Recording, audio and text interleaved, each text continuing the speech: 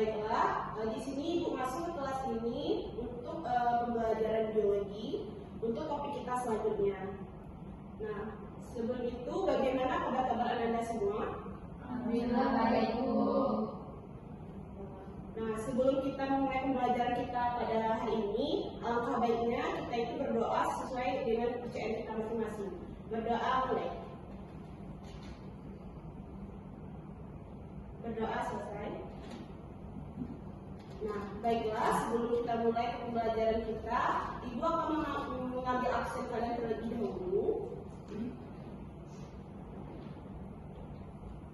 Vanessa Cinta, Hadir, Bu. Rani Kurniaini, Hadir, Bu. Salsabila, Hadir, Bu. Sylvie Febriani, Hadir, Bu. Hafsyah Yani. Sakit, Ibu. Berarti satu orang sakit ya. Hadir, Bu.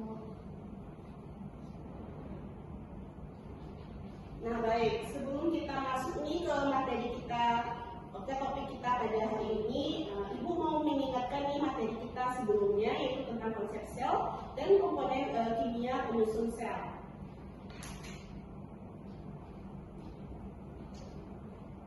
Nah, di mana pada materi kita minggu lalu, nah secara garis besar itu komponen kimia sebuah sel itu ada terdiri dari beberapa. Nah, siapa yang masih ingat komponen kimia dari sebuah sel tersebut? Saya, Bu. Baik, Rani. Itu ada unsur makro, mikro, senyawa organik, sama senyawa anorganik, Bu. Betul sekali, Rani.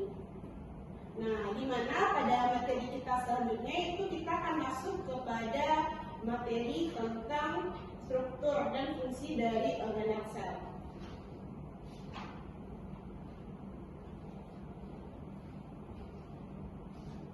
Nah, di mana untuk materi ini kita itu menggunakan model pembelajaran yaitu PDL atau disebut juga dengan problem based learning.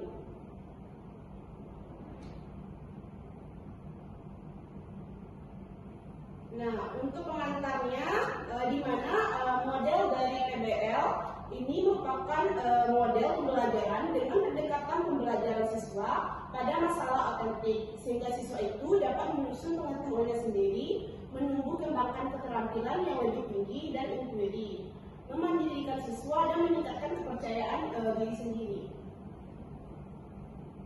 Nah, kita masuk pada sel. Nah, apakah Anda semua tahu apa itu sel?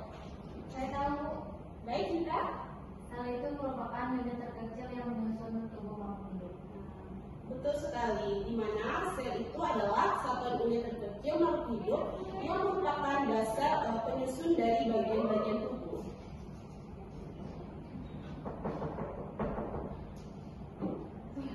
Sel tidak memiliki membran inti, sehingga inti sel ini berbatasan langsung dengan sitoplasma. Contohnya itu sel bakteri.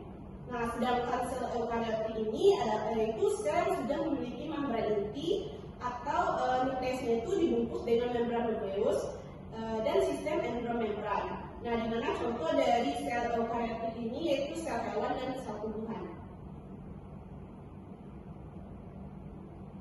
Nah, baiklah Anda semua, ini merupakan contoh dari sel hewan dan ini merupakan contoh dari sel tumbuhan dan sampingnya merupakan contoh dari sel bakteri. Nah, di mana pada kali ini Ibu akan membagi kalian menjadi dua kelompok besar yang nantinya akan menjelaskan bagian-bagian dari struktur dari sel prokaryotik dan eukaryotik ini.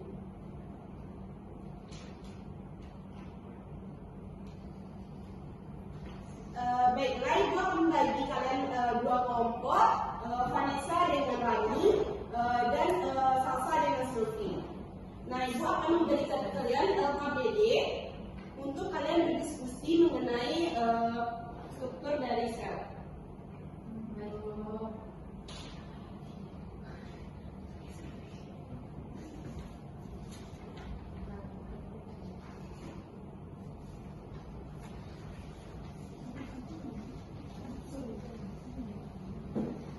Baiklah, Ibu akan mengasih kalian waktu 10 menit untuk mengisi lembar kerja yang pertama.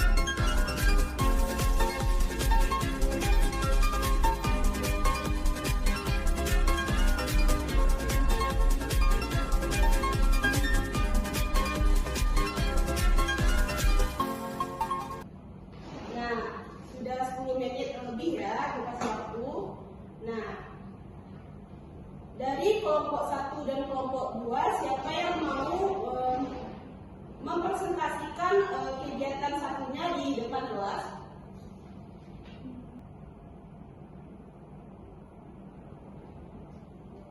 Baik, Silvi, silakan.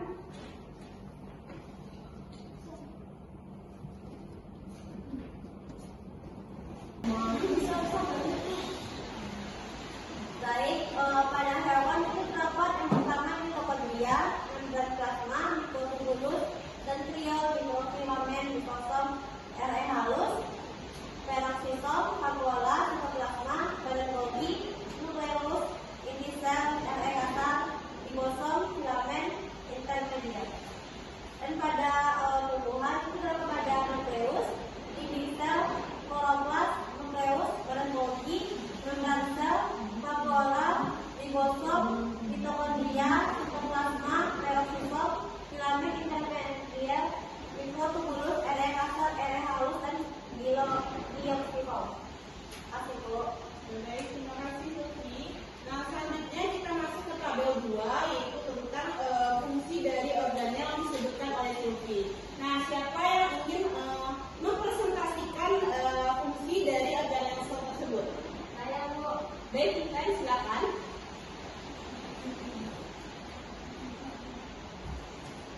Baik teman-teman, ini saya akan menjelaskan fungsi-fungsi dari organel-organel sel. Yang pertama itu ada membran sel. Membran sel berfungsi sebagai pelindung, perantara zat, komunikasi zat, penyedia enzim, dan juga sebagai mengatur pertumbuhan sel. Yang kedua itu ada dinding sel. Dinding sel ini berfungsi untuk memberi bentuk pada sel. Yang kedua menjaga tekanan dan membentuk sel. Dan yang ketiga membantu tumbuhan berdiri tegak karena sifatnya yang kaku. Yang ketiga itu ada nukleus. Nukleus ini berfungsi sebagai penyimpan materi genetik dan juga mengontrol pertumbuhan dan reproduksi dari sel. Baik, sekian dari saya.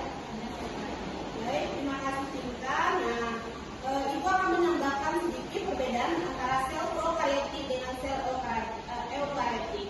Nah, di mana perbedaannya? Yang pertama itu pada inti sel, di mana sel prokaryotik itu tidak memiliki suatu inti atau membran nukleus, sedangkan sel eukaryotik itu memiliki inti atau nukleus yang dikelilingi oleh membran. Nah, di mana ukuran dari sel itu, di mana sel eukaryotik itu lebih besar diameternya dibandingkan dengan sel prokaryotik, di mana pada sel prokaryotik tidak ada organel pembungkus membran, sedangkan pada sel eukaryotik itu ada organel berbungkus dengan membran. Nah, di mana pada sel prokaryotik itu tidak ada organel, sedangkan pada eukaryotik itu ada organel.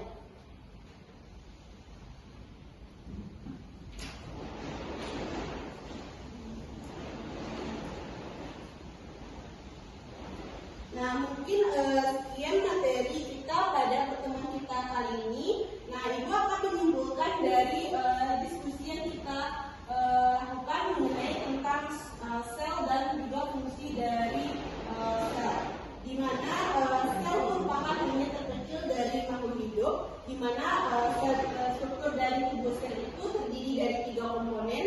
Yang pertama yaitu sel plasma, yang kedua yaitu sitoplasma, dan ketiga organel sel.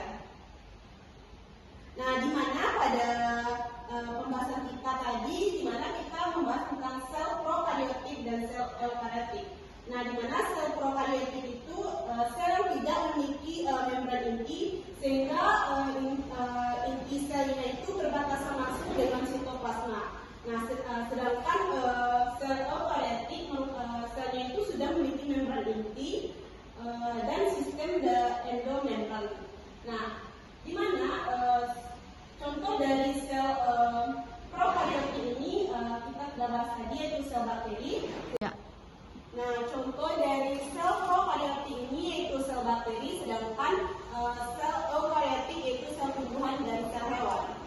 Nah, baiklah, sekian materi kita pada pagi hari ini. Terima kasih atas partisipasi Ananda untuk ikut pelajaran pada hari ini. Semoga pelajaran hari ini memberikan manfaat kita untuk kedepannya. Ibu akhiri, assalamualaikum warahmatullahi wabarakatuh.